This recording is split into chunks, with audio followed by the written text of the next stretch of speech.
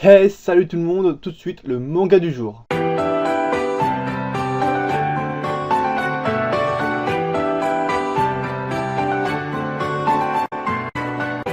Aujourd'hui, on va s'attaquer à Plastic Memories.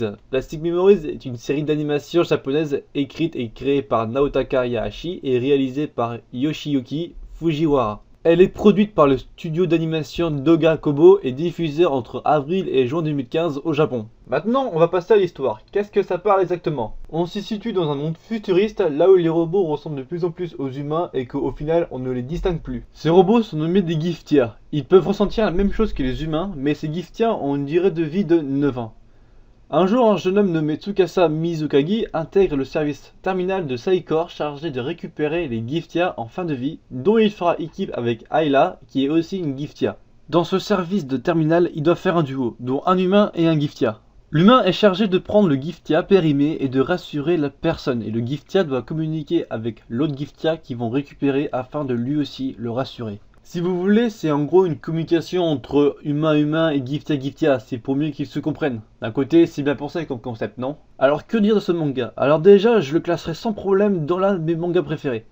Il a réussi à en faire pleurer plus d'un, dont moi. Alors franchement, je vous conseille vivement d'aller le regarder. Et aussi dans ce manga, il y a un peu de tout. Il y a du bon et du mauvais. Je vais m'expliquer. Bon, j'imagine que vous avez écouté l'histoire que je vous ai racontée. Bah en fait, c'est pas vraiment l'intrigue principale de l'histoire, tout simplement car l'histoire se passe autour de Tsukasa et de Ayla. Pourquoi eux?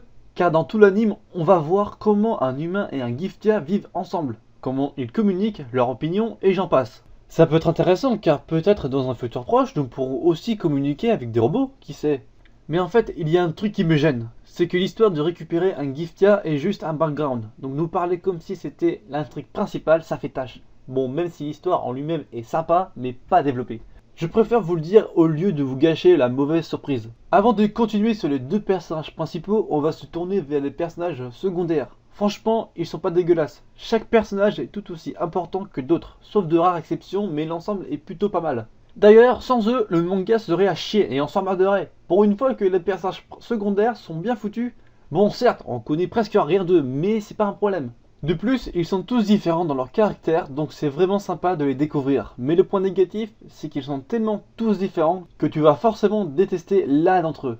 Je m'explique. T'as l'insadéré, le gars qui te fout la misère, le désespéré, l'intello de service et la meuf qui te fait totalement chier du début jusqu'à la fin. Et les autres, on s'en fout. Bon, maintenant, que dire de Ayla et de Tsukasa? Franchement, d'un point de vue, c'est bien, et de l'autre, c'est chiant. Tout simplement car tu revois les clichés et encore les mêmes clichés. C'est lourd, même si derrière c'est compensé avec la petite touche d'humour et le côté dramatique. On remarque qu'en fait, leur vie est assez banale au final. On a beau dire que c'est un humain et l'autre un robot, leur vie est aussi banale qu'un chien et son maître. Et pour les pervers qui me regardent, je ne la compare pas à une chienne, pour info. Bon, à partir d'ici, je ne peux rien dire de plus sans spoiler. Car même si des choses restent évidentes, je préfère pas vous le dire pour éviter qu'on me donne des claques. C'est parti, tant pis pour toi si t'as pas écouté. Bon, d'un côté, c'est juste un petit spoil, donc si tu estimes que tu peux regarder la suite, fais-le. Mais si tu penses que tu ne peux pas, bah tu peux t'arrêter ici alors. Bon allez, c'est parti. On remarque que plus on avance dans l'intrigue, plus la relation s'amplifie et au final Tsukasa tombe amoureux de Ayla. Mais le problème se pose. Ayla est un Giftia, donc un robot.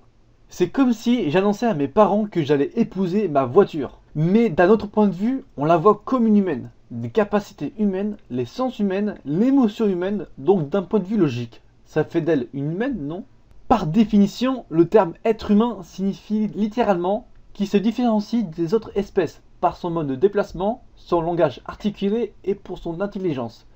J'ajouterais que aussi pour ma part, un être humain est aussi un être organique, c'est-à-dire composé d'organes dont un cœur et un cerveau.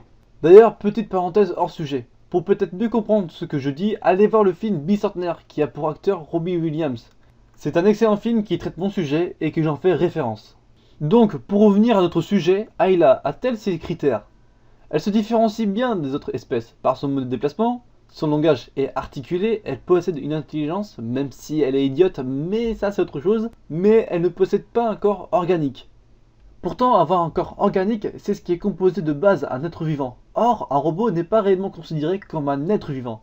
Ça reste un sujet douteux, mais c'est ce que je pense moi. Je rappelle que c'est mon avis et non le vôtre, donc ça sert à rien de pleurer derrière. Ayla est tout aussi vivante qu'une voiture, donc en conclusion, ce n'est pas un être humain. Mais encore une fois, ça reste douteux. Mais vu que c'est de la science-fiction, on peut se le permettre, vu que c'est irréel. Je sens déjà que les gens vont sûrement pas être d'accord, et je l'espère, car après tout, un débat, ça se discute, entre un accord et un désaccord. Bon, à partir de maintenant, je vais passer à du gros spoil, donc si jamais t'as pas vu la fin, je te conseille de partir, et en même temps de t'abonner. Bon voilà, j'ai prévenu, hein. Maintenant, je vais un petit peu parler de la fin de l'anime. Bon, depuis le milieu de la série, on a commencé à douter. Il y avait deux possibilités. Soit elle finit comme une boîte de conserve, soit par un moyen miraculeux, elle conserve ses souvenirs et reste avec Tsukasa. D'ailleurs, je voudrais exprimer une théorie. Vous savez que à la fin, Ayla finit par être désactivée, mais dans l'anime, on nous a dit qu'on pouvait garder le robot, mais sans ses souvenirs.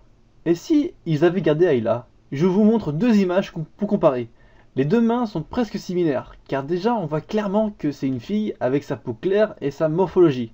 J'ai dit que les deux images étaient similaires et non pareilles, et au vu de la réaction de Tsukasa et des autres qui ne sont pas si choqués de la voir, ont un air joyeux et de nostalgie comme quoi ça pourrait confirmer la théorie, mais je vous assure, je confirme rien.